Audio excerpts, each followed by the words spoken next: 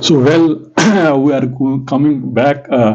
So we are this time. I'm just trying to see how Iqbal tries to see the way how Muslims or early Islam or Muslims try to have trust with Greek philosophy in some sense, and there was a sort of rebellion, or in the words if I'll quote Iqbal, the intellectual revolt against Greek philosophy manifests in all departments of thought.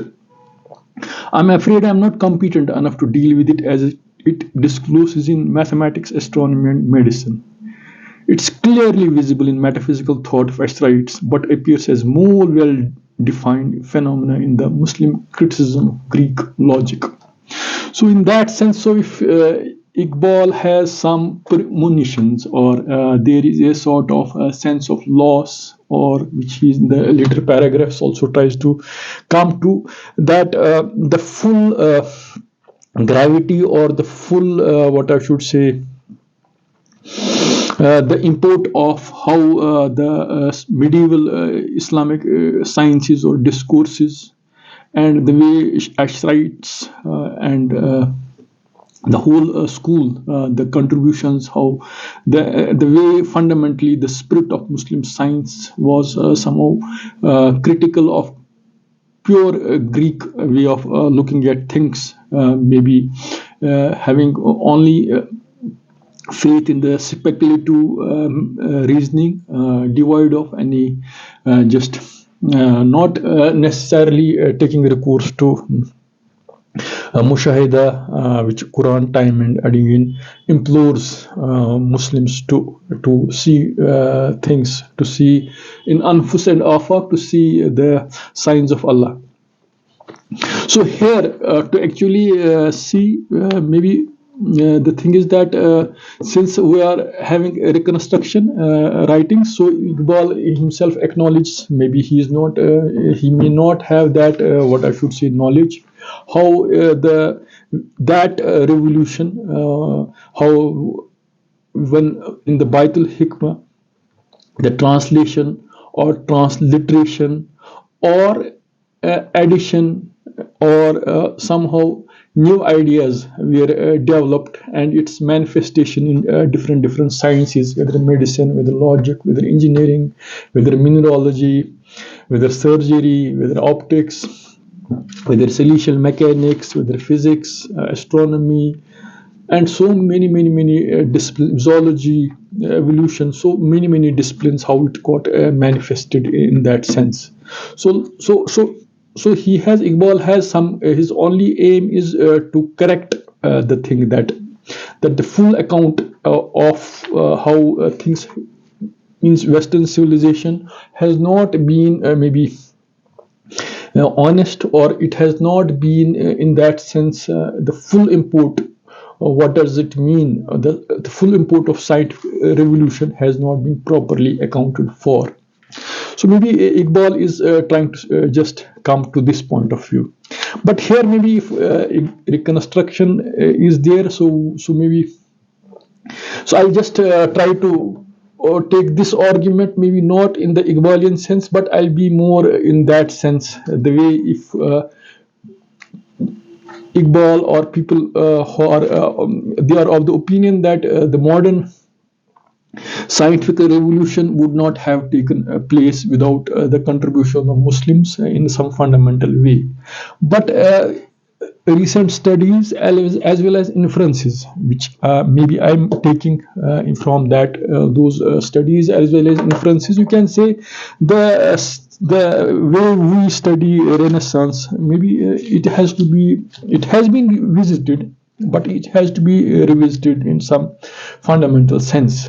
So maybe it has been revisited the way Joseph Needham has written these Science and Civilization in ancient China, but the fundamental import of how the Muslim, how this entire period, the period of 10th to 13th century, the translation process, how it took place, and how its manifestations can be traced.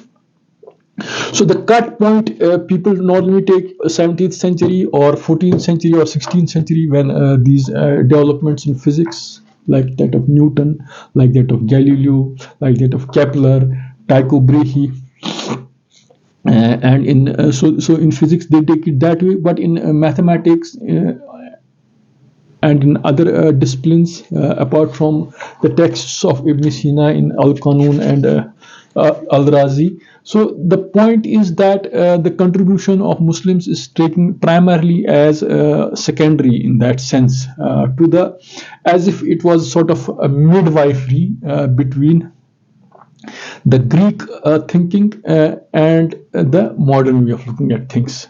So the contributions of Muslims has been primarily to preserve or continue, or with slight addition and alteration of what was primarily Greek towards the modern understanding.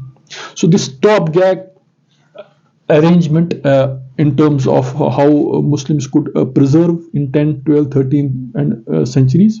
So maybe this thing has to be properly contested, and it can be contested and to properly see things in that sense. So here I would want to make this point is that I feel that the way the role of Isaac Newton, the way role of Galileo, the role of what I should say Kepler and Tycho Brahe. So this has to be revisited in the recent studies which have been done in the spirit of the Margala school, of which was a school in astronomy. How people like Kepler and Galileo and these people took the basic ideas from those various schools, and the way we read it as if they have been primarily original contributors of these subjects, or these revolutions, or the way Renaissance is being seen. So it's not, it has to be somehow corrected. So which we'll try to see how we can do it, and it has to be seen also. So the way we have Newton and Galileo and maybe Kepler and this Tycho Brahe and maybe other Da Vinci and other encyclopedists. So I feel that they were not the original people in that sense. So like this lecture, I'll try to conflate in the case of physics and maybe in other disciplines with people like Ibn al-Haytham, Ibn Shatir, what I should say, Ibn Hazm, and many people which we'll see. So in the very etymology of how we study basic laws of physics, so there have been the debates, the deviation from Aristotelian way of looking at things, God as a prime mover, and how we can reformulate laws of physics. So people like Al-Batani, Al-Bitruji, so they have discussed these ideas. So the way we say Newton was the origin, or in the law of gravitation, Newton was the discovered something great. It's not that. Even Galileo, maybe people like they have discovered these pendulum and clocks, and the way it is being read. So I feel so it has to be somewhat corrected. Maybe this is the way I found it in that sense.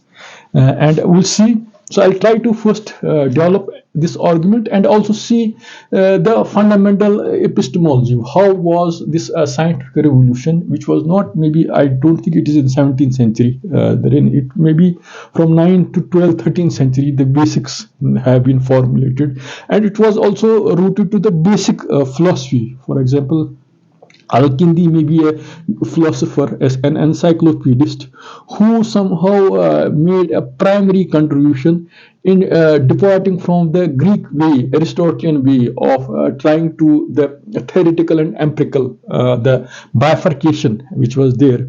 His way of the act of knowing was the act of knowledge, and things has to be seen fundamentally in a unified way.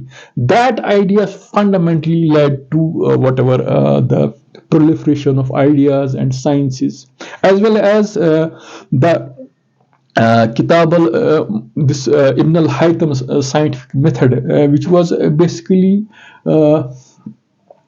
trying to see the empirical and skeptical way of looking at things in some fundamental and way, and divide of the way the Ptolemy's Almagest, so how he critiqued in his Kitab al-Shukuk the fundamental tenets of this Ptolemy's various postulates in his books, where a lot of reasoning which was based on not on empirical deductive conclusions, but which was based on prior speculative thinking, he rejected it in that some sense. So you can say these people like Ibn al-Haytham, Ibn Baja, these what I should say, Kitab al-Manazir, Ibn al-Haytham, Ibn Sina, and other these people, or al-Kindi in some fundamental way, they should be taken as the fundamental creators of modern science or Renaissance, not in the 17th century.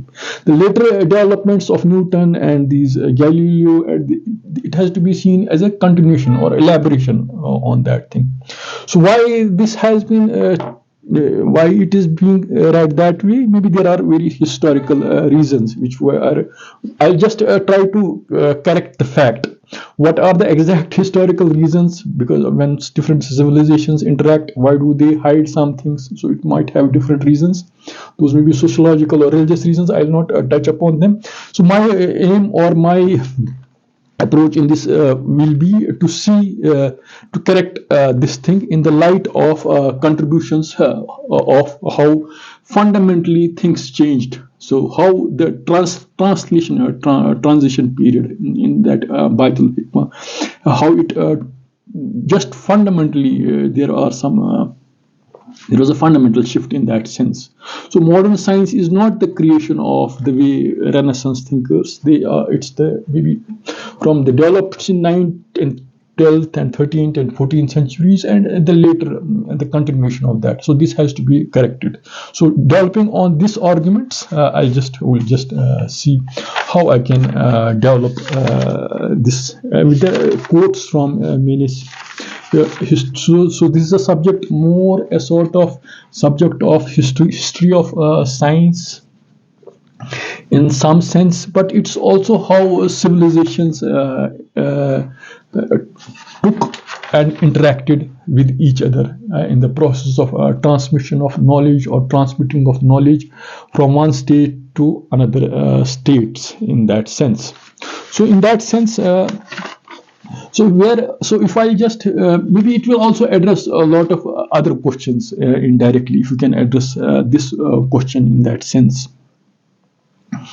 So for example, if you go to historical figures to quote some, for example, Al-Idrisi was a distinguished geographer and cartographer of Middle Ages, maybe in that sense, or what I should say.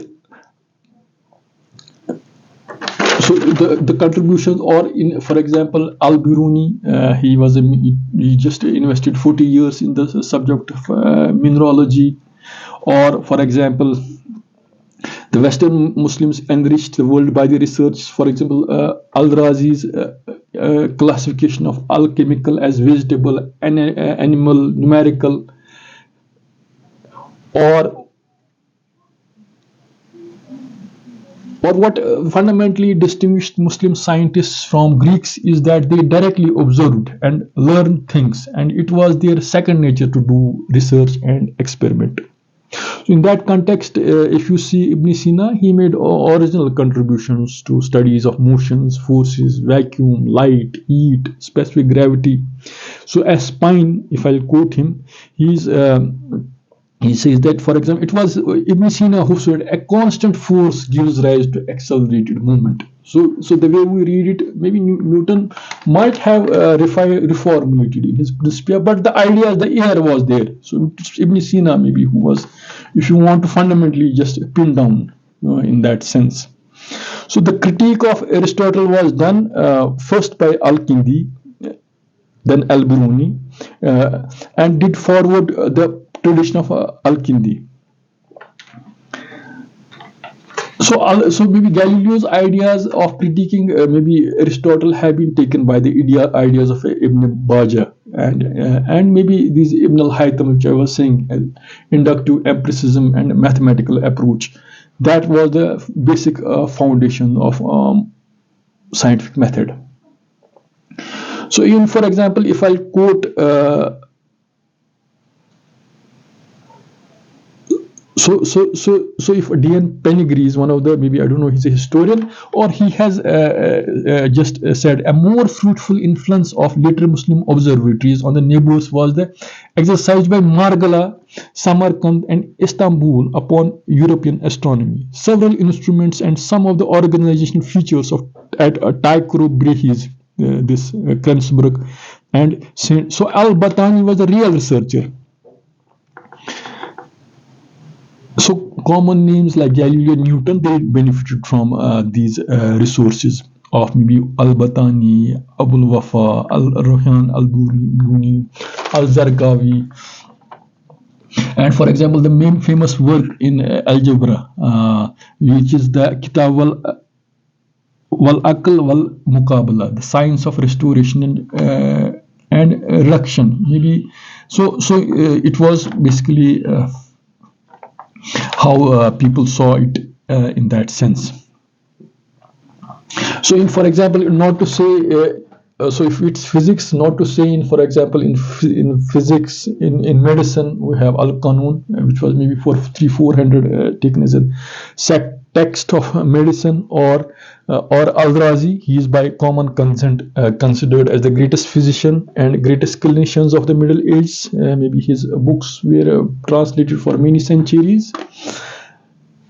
The way we can say Kitab al-Manazir or Al-Ptolemy's Al-Majest has to be seen how fundamentally how this Ibn al-Haytham wrote Kitab al-Shukuk. You have to see it, the fundamental transition took place. In the same of way, in the medicine, the way Galen's medicine, so the transition point was that of Ibn Sina and this Al-Razi. Or in surgery, this is Al-Zuhri or Ibn Nafis would normally read. Harvey was first who discovered the circulation, but it was Ibn Nafis in that sense. So, or in the eyes, Ali ibn Isa, he was the first person who did a surgery of eyes. Or even the very word cornea, it's an Arabic word, cornea, in that sense.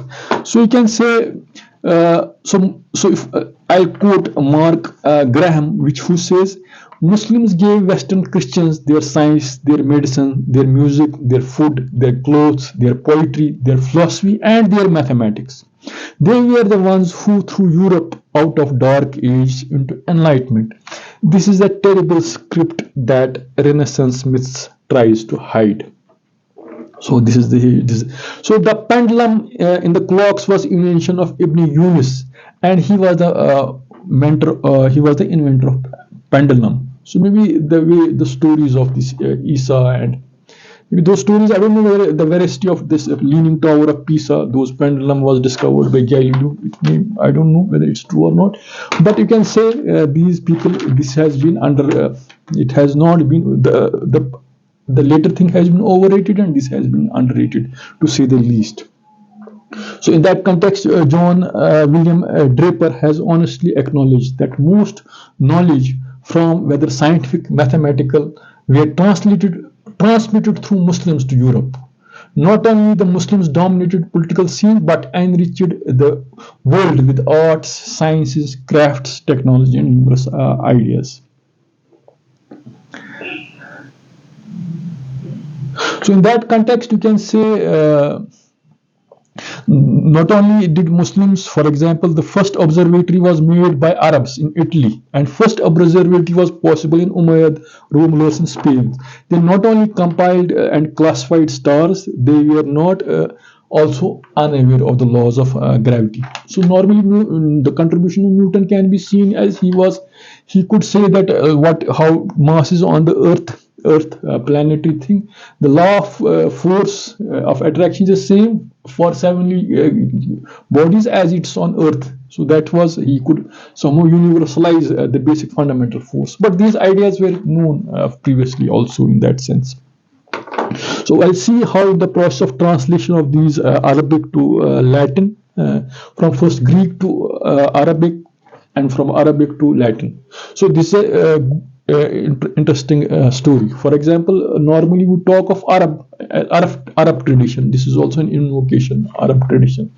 In that Arab tradition, beneath there are Mughals, there are Fatimids, there are Ottomans, contributions from Central Asia, so Iran. So we can say, for example, Nasiruddin Tusi, Shahabuddin Sarwardi, Ibn Shatir, to name just a few, were barely known in the 19th century or in the earlier part of the 20th century.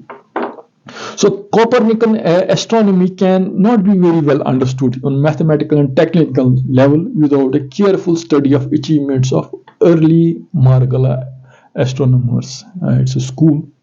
So Copernicus appears to be working under the influence of both traditionally well-known Arab Western realist tradition and newly discovered Arabic Eastern tradition. So if I have taken people like Saliba and Rashid, they have identified it as a problem of dogmatic periodization of history. So what does that mean? For example, the way Haytham and Tusi studied algebra, or the way we normally talk of algebraic geometry, how relating geometry and the diagrams of algebra with it. So, so, so, so, so So what's the problematization of this periodization of history? We see the way in which the major achievements of Renaissance can be seen as the necessary evolution of scientific research framework developed during the scholastic period. The 19th century historians attempt is at odds to the prevailing paradigmatic norm of modern history of science, according to which 17th century was the maybe beginning of modern science, which was I was trying. So this has to be somehow corrected. So how the further you can say, for example, if you read, so Ibn al-Butruji seems to apply two interestingly dynamic ideas, for example, of Ibn Bajjah. So what are his ideas? A body moves in void with finite velocity. Second, when a motion takes place in a medium, it suffers retardation, which is proportional to the density of the medium, Al-Burji. So you can see first, second, and third law, the way it's taken as it's Newton discovered it, it should not be taken that way in fundamental sense. Maybe he might have reformulated in that sense, but the ideas have been there in that sense. I don't want to discredit Newton in that sense, but you cannot also overrate his the way we read it in books in that sense. So systematic Greek Christian philosophy. So in that sense, so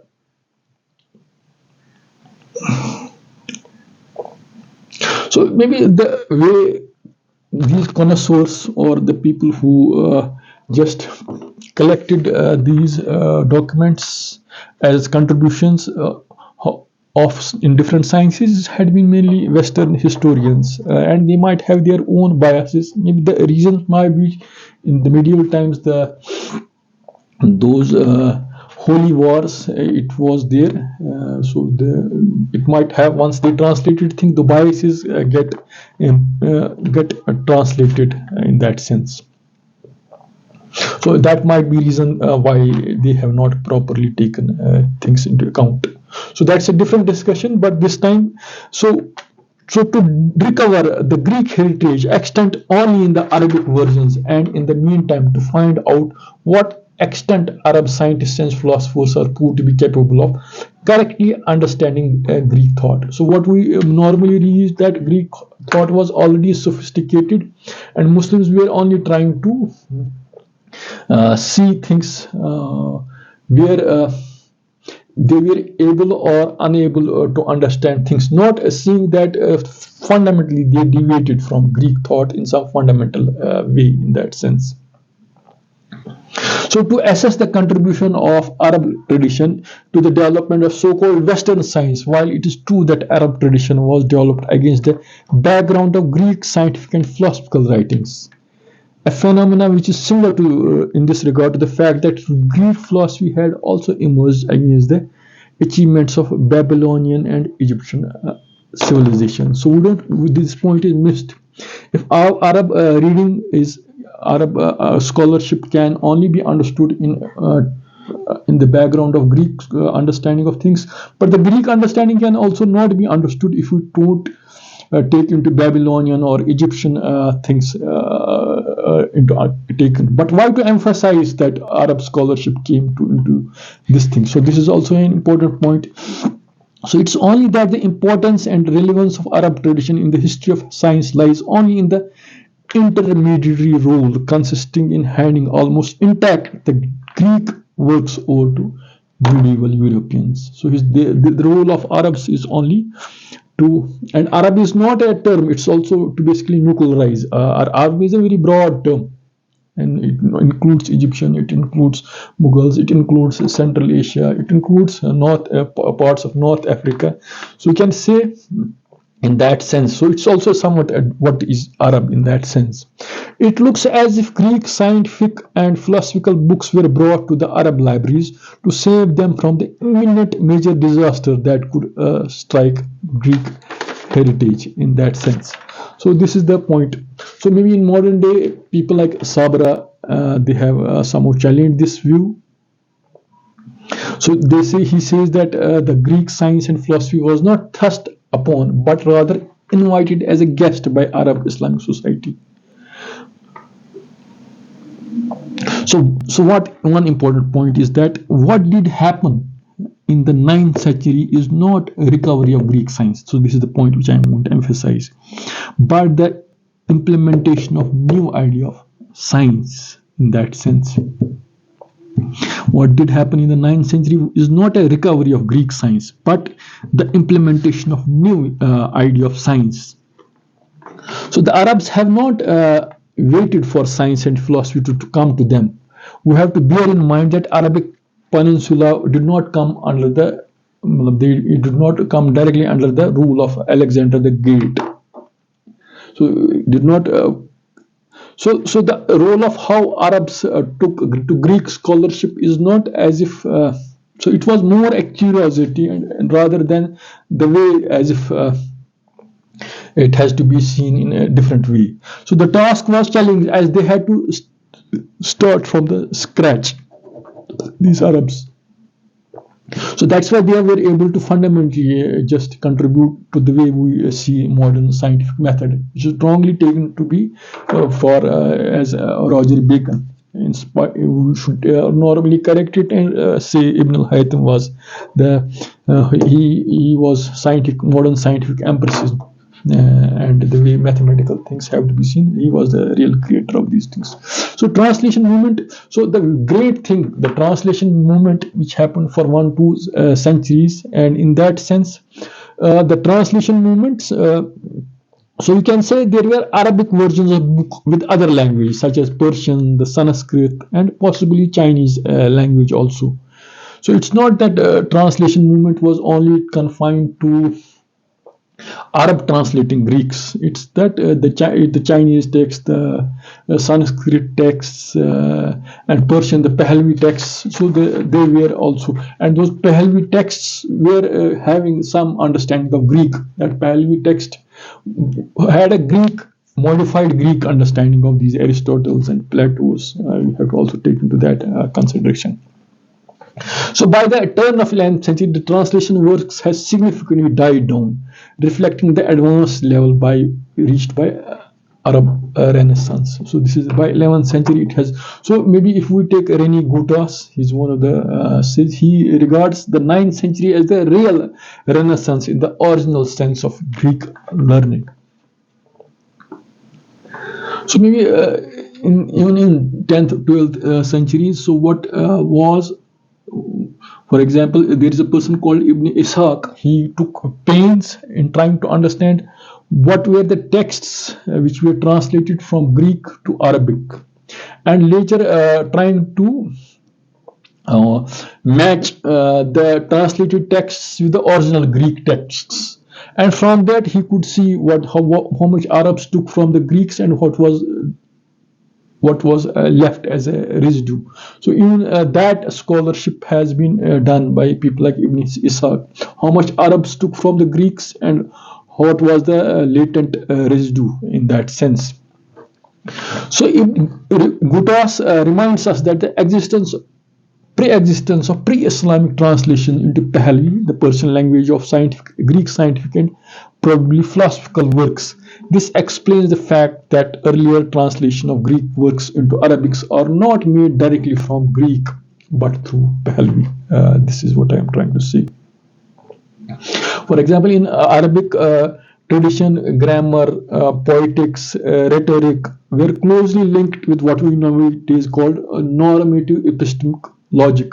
In that sense, Iqbal also quotes in these paragraphs how Muslims how the way Muslims had how they in medieval times. The way Iqbal says.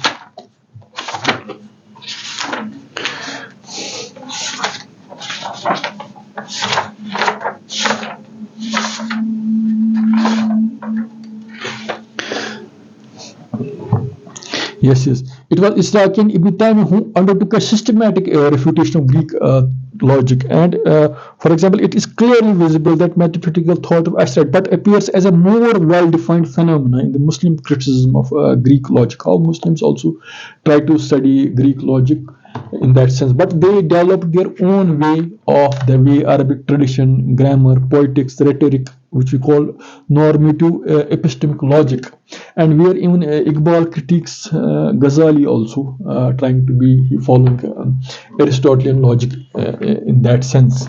So here you can say the way they somehow intermeshed things, it was different from the way Aristotelian way of trying to do things in organon. We have the bifurcation of empirical and the mathematical. The chasm is there. Yeah, the Aristotelian way, there was a sharp distinction between mathematics and empirical science.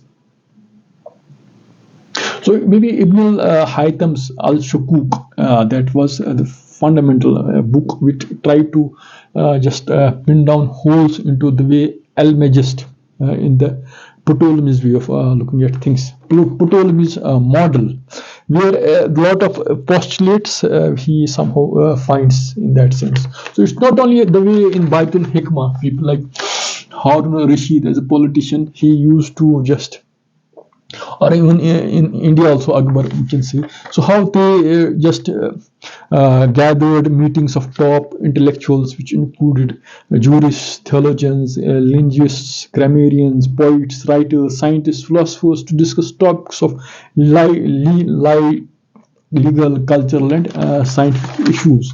But maybe there was also an unprecedented interaction, whether they were grammarians, theologians, poets, scientists, philosophers, connoisseurs, and people. We can see it that way. So here, what I was trying to say, the transnational and cultural unity, which was there, trying to see whole as a sort of unity, which was a fundamental idea of Al-Kindi in that sense, and trying not to see in the act of trying to discovering the activity is there in that sense. So this is the so that made these discoveries possible in different sciences. So you can say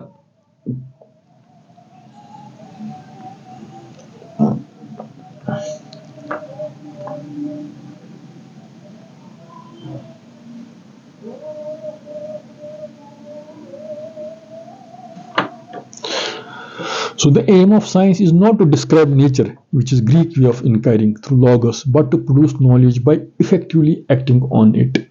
So this is the way you can see the Greek, the fundamental difference between the Greek way of looking at things and the way these Arab scientists, philosophers, and they try to do things in that sense. And that is the real Renaissance. The Renaissance, the later Renaissance, is basically continuation of the things, and misappropriation or appropriation of those ideas in an We can see it that way in that sense.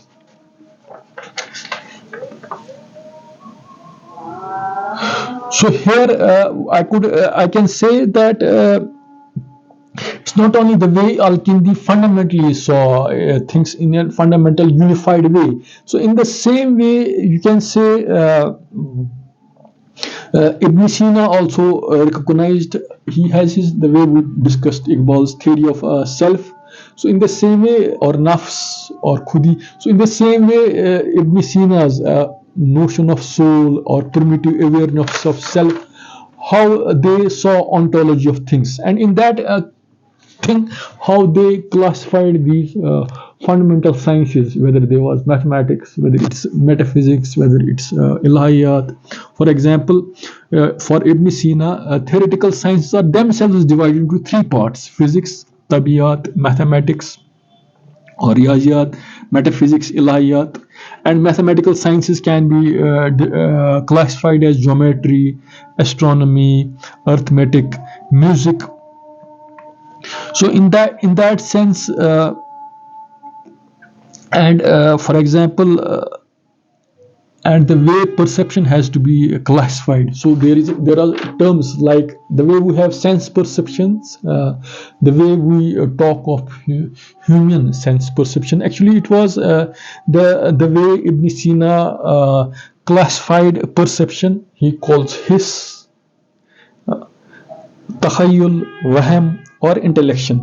So in that sense, we can have hisses can be taken as sense perception, takhayul can be taken as imagination, waham can be taken as estimation, and intellection can be taken as taqul in that sense.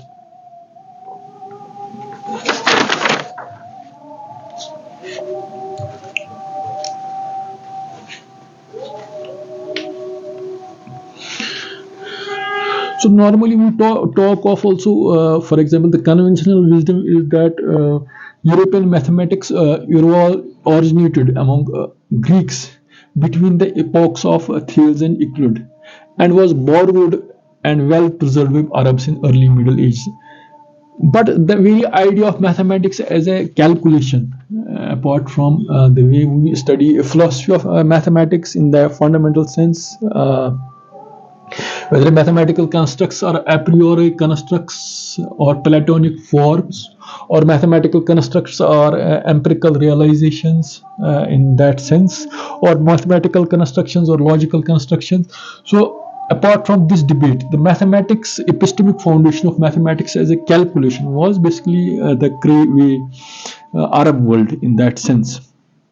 The way these astrolabes were created, whether the way these trigonometric calculations, whether in astronomy, they are called word called zij in that sense.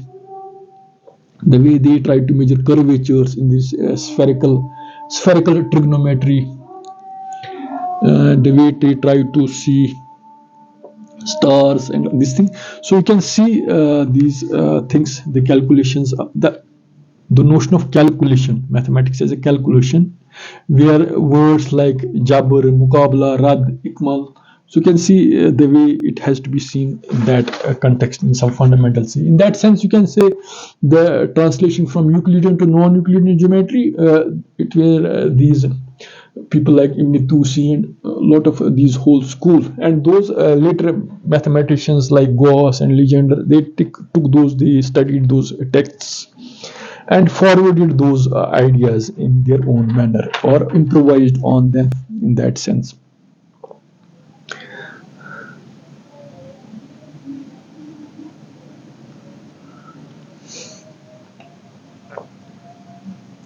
So we can say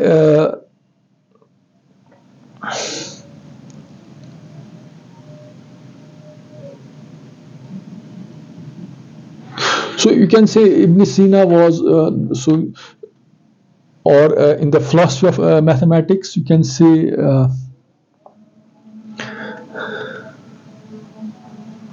so you can say what has been remained a task of modern day normally historians, is that we don't normally see, for example, uncommon for an historian to take on the task as an excavation of domain of Islamic philosophy, looking for the remnants of the Greek works lost in their original, but preserved in the Arabic.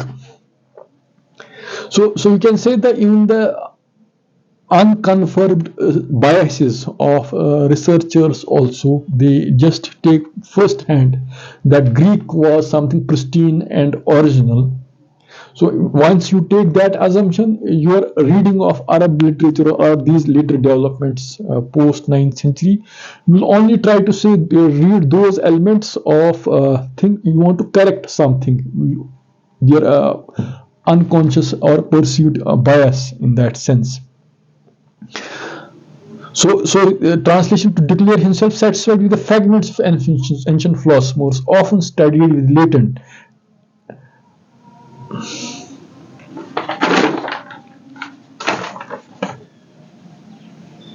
So here, for example, in that context, you can say in the 13th and 14th century, the Margala school, which was in northwestern Iran, in that sense.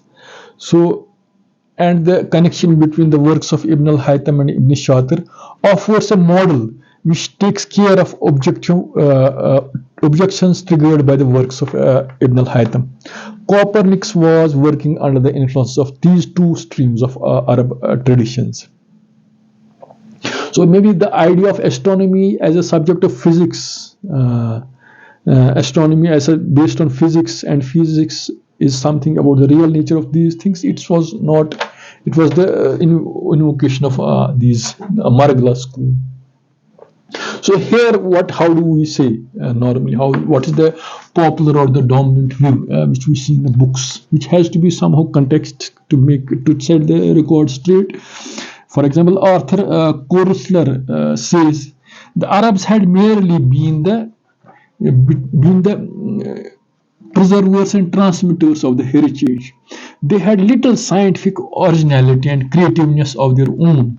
During the centuries when they were sole keepers of the treasure, they did little to put it to use. They improved on the cylindrical astronomy, made excellent planetary tables. They elaborated both the Aristotelian and the Ptolemaic model of universes. They imported into Europe an Indian system of numerals based on symbol zero, the sine function, and the use of algebraic methods, but they did not advance theoretical science. So this is not true in that fundamental sense. So it cannot be denied. So in that sense, you can say, Islamic civilization is important primarily because it is preserved and proliferated the records of ancient Greek science for the later European scholars. Kuhan says it that. So Arab science is the repository of Hellenic science. Historian is the archaeologist on the track of Hellenism. This is Rashid says in that sense. Maybe people like Shamsur Rahman, Reni Gutas, and many people, they have contested these views or opinions. So the study of Rashid and Morley strongly suggests that the role of Arabic tradition is far from being a mere imitation of Greek tradition. Arab tradition never examined it for its own sake, but always in relation to Greek tradition and as an appendix to the history of Greek sciences and philosophy. A reduced role of Arabic tradition to that of mere intermediary or transmitter of Greek heritage.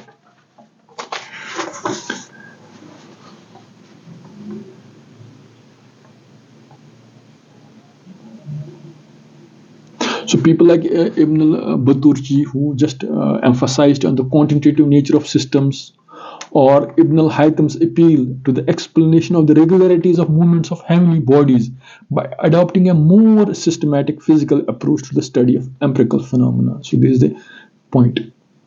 And Al-Shukuk, in that context, his book can be taken as a landmark in the history of science. So Al-Shukuk changed the epistemological status of Al-Magist forever.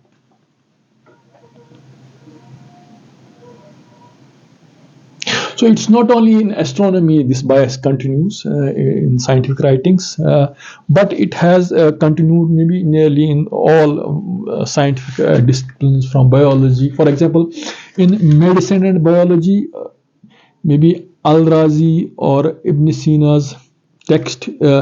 So those things, they were fundamental watershed moments when people studied Galen, Greek, that Jalinus, Galen. So in the philosophy, the way Greek philosophers, so you can say Al-Ghazali can be taken, Ibn Tufail. In optics, you can say Ibn al-Haytham. In physics, Ibn Baja's refutation of Aristotelian argument on the non-existence of void. And in logic, which Iqbal also quotes, for example, logic. Maybe in the next lecture we'll develop on this idea of logic more better way. But here, for example, Iqbal also quotes Ibn Hazm and Ibn Taymiyyah. The way Ibn Hazm, Ibn Hazm in his scope of logic emphasizes sense perception as a source of knowledge, and Ibn Taymiyyah in his refutation of logic shows that induction is the only form of reliable argument.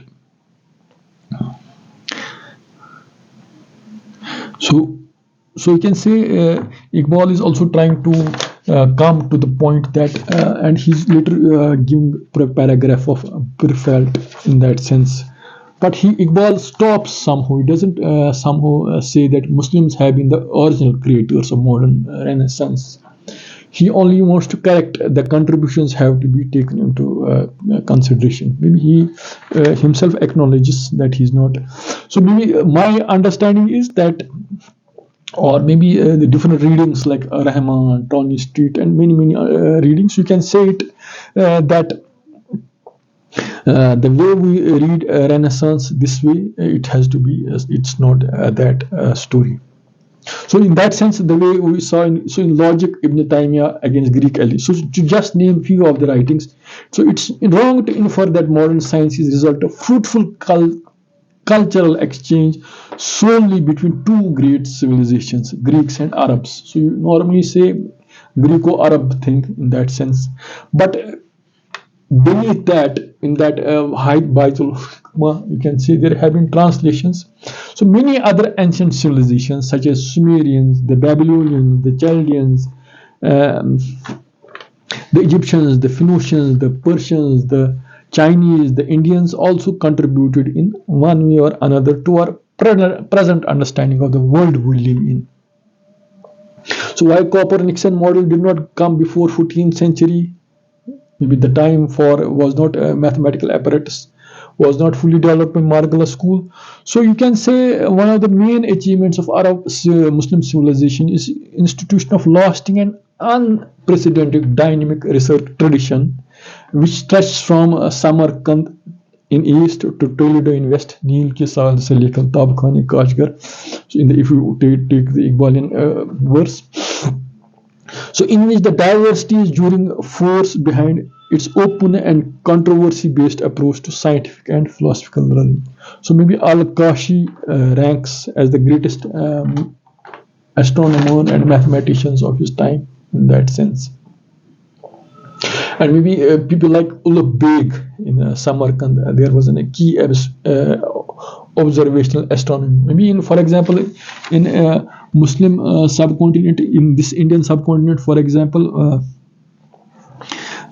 Samarkand observed Al-Kashi and his key, for example, Muslim planetary models by the Brahmin scholar Nityananda, who wrote at Delhi during the reign of Shah Jahan, has sources of Ulugh Beg's translation of Zij was assigned to Nityananda. So you can say this the way in Ottomans, in Safavid Iran, in what I should say, Northern Africa, in Ottoman Empire. So it's a huge thing. So here even the very word Arab somehow seems sort of pejorative term. Beneath that Arab, you want to nuclearize things. Basically, it can also be seen as, or people talk of Arab Islamic tradition. But in Islamic tradition also here you have to see Islamic in the sense that you can also read what were the fundamental teachings of Quran, which led to the scientific method. That's also a good understanding, study role of Quran or scientific the creation of modern scientific revolution, how much the verses of Quran are fundamentally taken as a reference. And maybe Islamic also includes Ottomans, they may also include Mughals, they may also include Safavids, they may also include parts of North Africa, or and they may also include those translation process which happened in Baitul Hikmah for 200-300 years, where the Sanskrit texts, maybe Chinese texts, maybe different texts, the Pahlavi texts, the Pahlavi understanding of Greek tradition as a secondary source, knows it as a primary source.